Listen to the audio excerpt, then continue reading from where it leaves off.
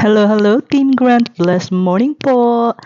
So ito na nga yung first day namin dito sa Roma. Beautiful morning talaga para sa aming unika-iha na si Jamie dahil merong pa-surprise ang daddy niya for the Easter Sunday. Yes, Easter Sunday naman gabi pa lang ay namili na ng mga eggy-eggy ang daddy.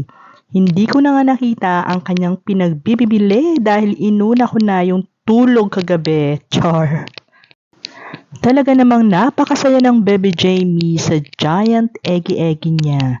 Gusto na nga kainin agad pero pinigilan ko lang dahil hindi pa kami nag-aalmusal.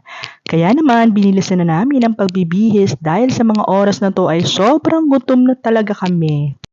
Ang dami nga ring choices ng foods pero pinili ko lang yung mga favorite ko at baka di ko maubos, sayang naman.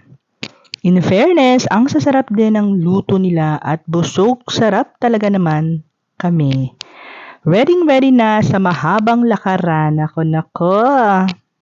Kaya naman, inumpisahan na namin ang paglalakad. Nakakatuwa lang kasi malapit lang ang aming hotel sa center. Kayang-kayang lakarin plus ang ganda pa ng panahon. Medyo malamig kahit nag-uumpisa na uminit. Una nga naming nadaanan ay ang pagkahaba-habang wall na ito na para bang Great Wall. Char. Kaya naman, dito pa lang ay picture-picture na agad ang mga person. Sunod nga naming nadaanan ay itong Terme di Caracalla. Pinabasa ko na nga lang kay Jamie ang pangalan ng lugar na ito, diba? Napakaganda naman talaga at kakaiba ang feeling habang naglilibot-libot kami. Nakaka-amaze nga ang mga ganitong building na gawa pa noong araw at talaga namang historical, o diba? Kaya naman mas na-excite ako isipin na malapit na kami sa Grand Colosseum na pupuntahan talaga namin today. At ito ngang si Sir ay may pa-introduction at hindi muna ako pinalingon sa kaliwa. Dahil andun na, baka masilip ko na si Colosseum. Char. Alam na kasi niya na nasa area na kami dahil second time na ito ng aking asawa dito sa Roma. And yes, bravo! Andito na kami sa Colosseum! Wow, as in wow, talaga namang dream do come true. Yes, akalain ko ba naman makakarating ako dito at ito na nga sa harapan ko, ang famous Colosseum dito sa Roma, diba? Talaga namang napaluha ako at overwhelming ang feeling. Napakadami na nga ng tao at sobrang haba na ng pila kaya napagdesisyon na namin na kinaumagahan na lang kami papasok dahil puno na talaga at kota na ang ticket. Char. Kaya naman naisip namin na agahan na lang bukas at pumunta na lang kami sa iba pang magagandang pupuntahan. Kaya pumasok na muna kami sa isang church dito na sobrang ganda din talaga sa loob. Nakapag-pray and syempre pahinga ng konti.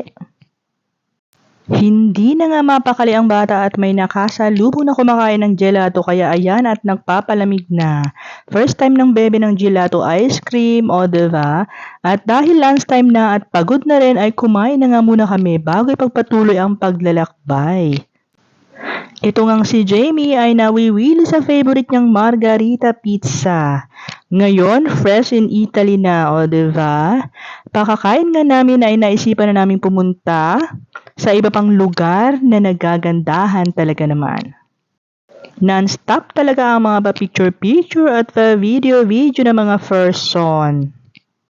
Kahit saan ka lumingon guys, sobrang gaganda ng kanilang mga historical building, o diba? At sinayawan na rin namin ni Jamie. At syempre pasok ulit sa church para makapagpahinga at manalangin na rin. Ito na talaga ang sinasamantala kong pagkakataon lagi, ang magpahinga. Dahil sobra nakakapagod naman talaga guys. And yes, nandito na nga kami sa Trevi Fountain. Napakadaming tao naman talaga guys. Sobra nakaka-amaze din talaga itong ginawa na ito ni Michelangelo. Ang ganda, sobra. Medyo siksikan kaya doon na lang muna kami sa bandang likod tumayo para kitang-kita. And then, sunod naman naming pinuntahan ay ang The Pantheon. Dito ay nakapasok kami agad dahil mabilis lang ang pila. O siya guys, hanggang sa susunod na vlog. Thanks for watching. God bless you all!